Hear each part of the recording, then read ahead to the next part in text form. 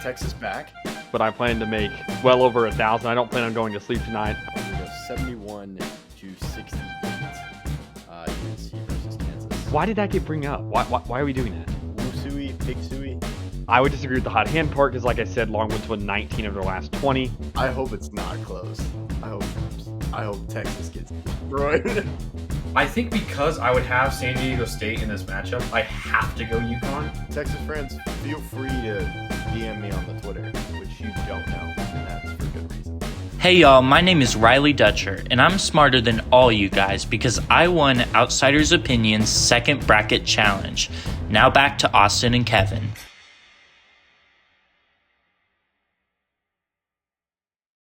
What's up, y'all? Welcome to our Outsiders Opinions of the Week with a special guest, but not the March Madness expert. However, he did beat us last year in our challenge, so he has a liner with us. And Seth, thank you for joining us. Austin, always great to see you as well. Yeah, Seth beat us last year. I was kind of shocked by it, but, you know, he does have some good predictions. It was no shock over here. I mean, business as usual. I mean, we're gonna do it again next year or this year, hopefully. So I'm excited. Okay. I'm assuming Michigan's gonna be your winner, or is it a non-homer? I think the Michigan Wolverines are gonna win March Madness this year, gentlemen. I mean, they're the best team in the country. Okay, yeah. So this is a new format of video. Basically, we're gonna do 4 videos or 5 videos of this nature. We're really just talking about. Is this team going to win the national championship? So we're making the case. The person making the case today is Seth. This is your favorite team, but in a non-biased way, explain what the biggest strengths are for this team this year. I mean, first and foremost, the most obvious thing is the size. I mean, what does Michigan like to do? They like to overpower their opponents with their size. I mean, in the starting lineup, you have a 7'3" guy in a Daimara, 6'11" Merez Johnson, 6'9" Yaxel Endeborg, and the guards are relatively tall as well. And they just are also, of course, number one defense. I mean, you can say whatever you want. Either they're the best defense in the country or the biggest team in the country. And those are the two biggest strengths that we have. Okay. We know that they've had a recent injury. Does that, given your hopes for this team, or do you think they still are the best team in the country? I mean, I still think we're the best team. It definitely does hurt considering he was probably our best three-point shooter. He was our second point guard. But thankfully, it doesn't happen in the actual tournament. We have a little bit of time. We have some games to prepare for it. So we'll see how they look now without LJ Kaysen. So with him being gone, who do you need to step up the most in his absence? Yeah, I mean, there's two clear players that need to step up, and that's Trey McKinney and Damari Burnett. They are our two best three-point shooters, and one of them is going to have to try to fulfill the role that LJ played. I mean, we have Roddy Gale as well. He's also going to be running a lot of point guard off the bench for us, but with the three-point shooting-wise, Trey McKinney and Damari Burnett. More Damari Burnett because he's been kind of ghosting lately, so we need him to step up. And if Trey McKinney can, just take that next step and be who I think he can be, I think this team could be very scary. Yeah. So let's look into kind of how a game looks for Michigan. What do they seek to do in a game, despite defensively, offensively? What are they looking to do to beat other teams, especially good teams? Yeah. Offensively, they want to use that PNR. They want to get the pick and roll going. And just set the tone and try to hit their big men down low and get a three-pointer out of that sometimes. They like to get a Daimara in the post, and once he gets down there, he can make a choice. If they double-team him, he can kick out to an open guy, and they like to drive and kick or just take a free bucket. And it's really just a passing. Everyone on that court can pass. Everyone on the court is good at finishing. So we just want to get into the paint. We're not the best three-point shooting team, but if we can just establish our paint presence, then that can open up the open threes for us. So that's what we like to do, is just get in the paint and just establish that we're just the bigger and stronger team. Is there a certain type of defense that you guys struggle against the most, or is it basically the same every game? We played Minnesota earlier in the season, and they ran a 2-3 against us, and it kind of did give us a little bit of troubles, I can't lie, because they were almost just forcing us to take jump shots. And some of the games we'll shoot 50%, other games we'll shoot 20%. So if you get a 20% game out of us, then that's when it'll get scary. We both know, Seth, that the turnovers have been a problem in the past, but it doesn't impact their ability to win games. Why do you think that is? I mean, it definitely does, but I mean, last game we had 18 turnovers. Iowa had 5, and we still won the game, even though it was a 13 turnover margin. I mean, it definitely can. A lot of the games, I will say, we're not having 10 plus turnover margins, more around the 3 to 5 margin, and also we're pretty good at forcing turnovers ourselves. But I don't really think turnovers will be a huge issue because I mean, even against Duke, who is also an extremely good defense. We only had like 5 turnovers, so I think we'll limit them. I think you talked about the Iowa game, but is there a game this season that you felt that like you could choose that this is why they win the championship in March? That's a great question. I mean, you can pick at either Michigan State or at Illinois. I mean, those are 2 teams that are going to be 2 to 3 seeded, I believe. And we went on there on the road, and they were relatively. I mean, Michigan State wasn't dominant, I won't say, because they did come back at the end. But Illinois, I mean, we just went in there and we basically took their lunch money. I mean, we just dominated them from start to finish. We just can't impose our will, and if you're not gonna like this team, they can go on crazy runs. I mean, against Northwestern, I think we scored on every possession from the 14-minute mark onward in the second half. Like this team, if they get going, they're scary. They're a scary team. So let's look into the future. We're envisioning Elite Eight game, a game that is extremely competitive and close. You guys it's tied. Who's taking that final shot on the team? I mean, that's a great question. And the fact I have to think about that, it's not because we don't have a player that is just ice cold down the stretch. It's just that we have so many different players that can. I think it's not a player. It's who Dusty May is going to draw up. I mean, yesterday, the game-winning play, in my opinion, is when we called a timeout. Dusty May drew up a lob to a Daimara, and that just gave us a 2-point lead down the stretch, and we just went onward from that. But, I mean, if I want someone taking that shot, I'm going to pick Yaxel. I mean, he can get into the paint, and he can make a play. He might not take the shot, but he can pass someone open for that shot as well. Okay, yeah, because I was envisioning more of a free-flowing. Maybe not Suggs against UCLA, but you get a rebound with 6 seconds left. You have time, obviously, to get down the court, but you think Yax will be that guy to make that play? Yeah. Yeah, he's 100% going to make that play. What teams do Michigan struggle against the most? So not defenses, but teams. Yeah, I mean, we struggle against more slower-paced teams and teams who can just shoot the lights out. I mean, of course, one of our losses came against Wisconsin when I believe they hit 15 3-pointers. So, I mean, if a team can get hot on the 3-point line, that's when we could have some trouble. And also, slower tempo games when the team's just slowing us down and not letting us get into our transition, because that's where we have a lot of our success. Like, I was a bit of a slower-paced team, and it kind of worked last night. We didn't really have too many transition points against them, and that's a lot of where our offense does come from. So, I'd say those type of teams. Of the top 3 seeds that are projected right now, which teams do you think Michigan would handily beat that you think Michigan is significantly better than? Purdue.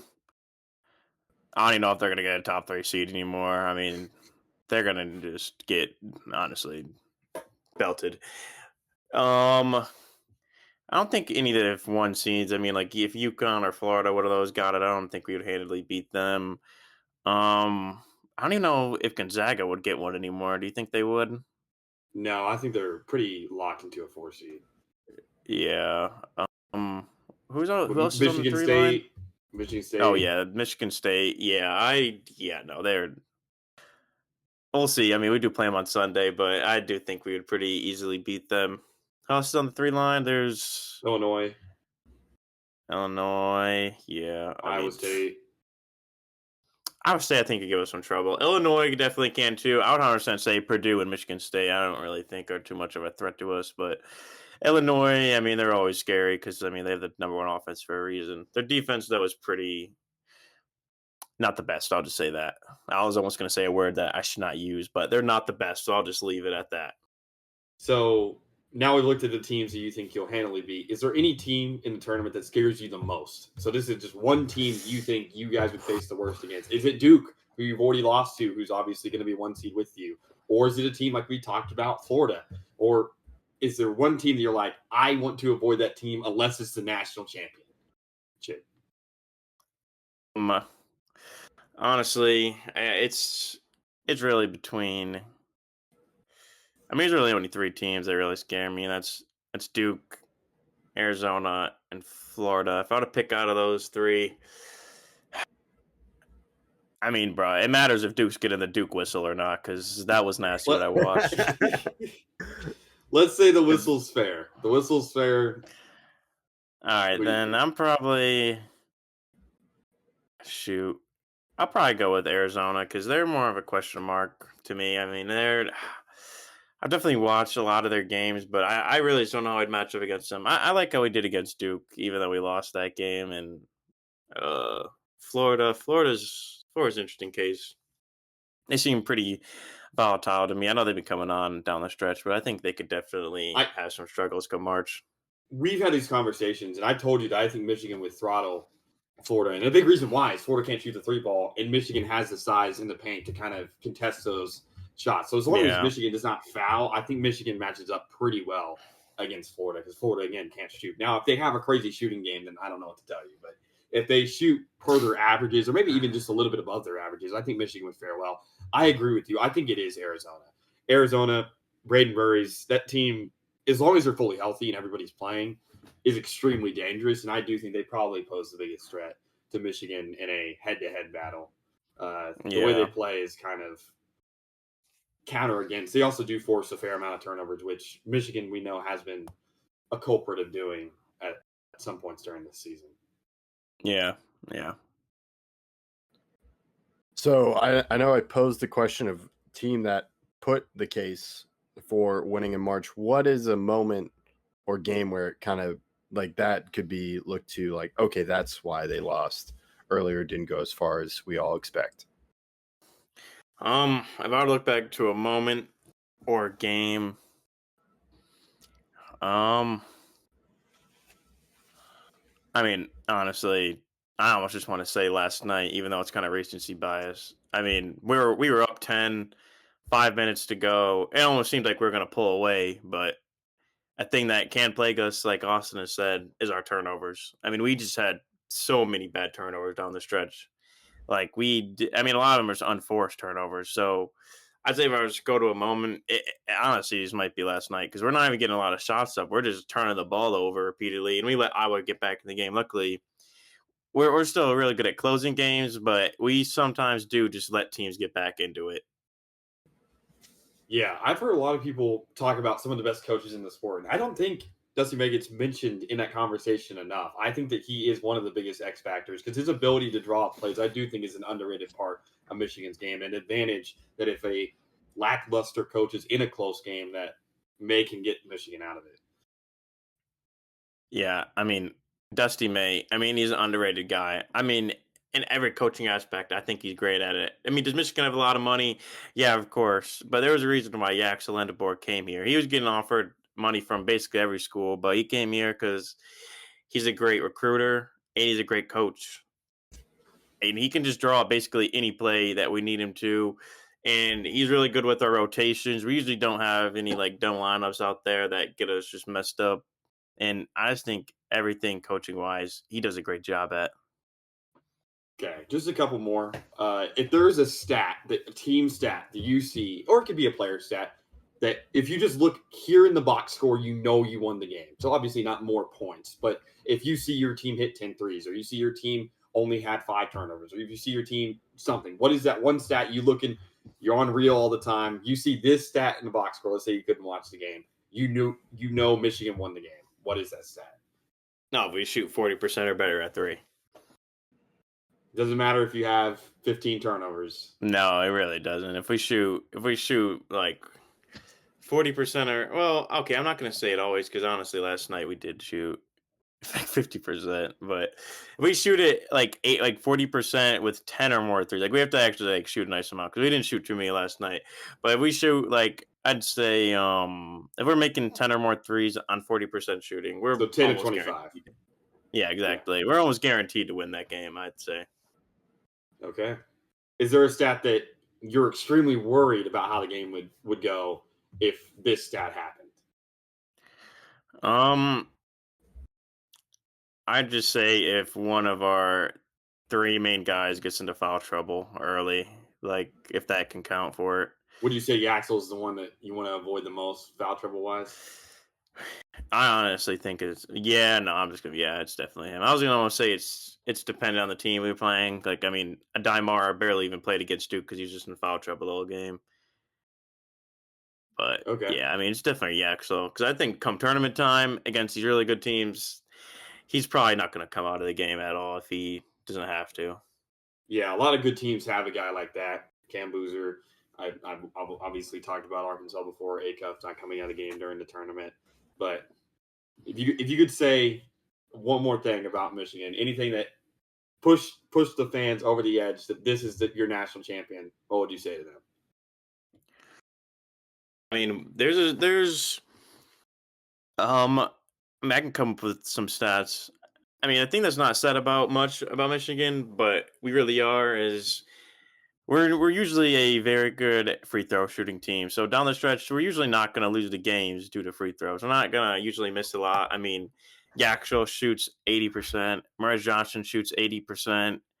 Trey McKinney, who's now going to play a bigger role, shoots 90% at the line. Amara, I mean, he shoots horrendous. He doesn't shoot too bad anymore. I think he honestly got it up to around 50%, which is still horrible, but still pretty good. But I mean, if I were just to say one reason why I just think we're the best team in the country, it's just that once we get going, there's no looking back. Like once we get that momentum, we're a different team. I mean, when we're at our best, there's just no team that's going to play with us. And I firmly believe that. I mean, we're too big. We have too many strengths, and I just think these other teams, no matter how good they are, they just can't overcome it because defensively, I think we just have really no weakness. We're good at rebounds because we have Merez and Adai down there. Yaxel can guard 1 through 5. I mean, against Duke, he was the one guarding Cam Boozer when Mara got put out of foul trouble, and he did a relatively good job. Against Illinois, Keaton Wagler was put into a box by him. I mean, he really didn't score other than on other guys. And then against Iowa, he was guarding Bennett Sturt, so I think he can be the X factor there. On defense and offensively, we just have so many ways to beat you. Whether it's just one of the three main guys. I mean, we don't need one person to score for us. There's a reason why Yax only averages 14 points because it's not every game he has to score for us. We're always going to have one of the main three guys score, and whether it's Merez, Mara, Yaxel, and then we're going to have the additions from our bench as well. Okay, well, thank you. I was a very strong case. Gavin, do you have anything to add? No, Seth, you made a strong case. I sometimes come to the deciding vote, so what you said does help me as I haven't been able to watch too much Michigan basketball this year. So let us know your thoughts in the comments about Michigan, Seth's opinions, and Seth, we look forward to beating you this year. Let us know your thoughts in the comments. We appreciate you listening to Outsiders' Opinions. Yeah, guys. Hey, wait, I have one more stat for you here. Okay. I don't know if anyone knows this, but don't sleep on Merez Johnson's shooting ability either. He might be our best post player sometimes down low. Also shoots 42% at the 3 ball. Just saying. And that's on probably like 20, 30 attempts. Not the most, but he can shoot a little bit on the 3 ball, gentlemen. Let's just be honest here. I thought that went out there for you guys. Okay, I appreciate the buzzer beater right there. Thank you for listening to Outsiders' Opinions.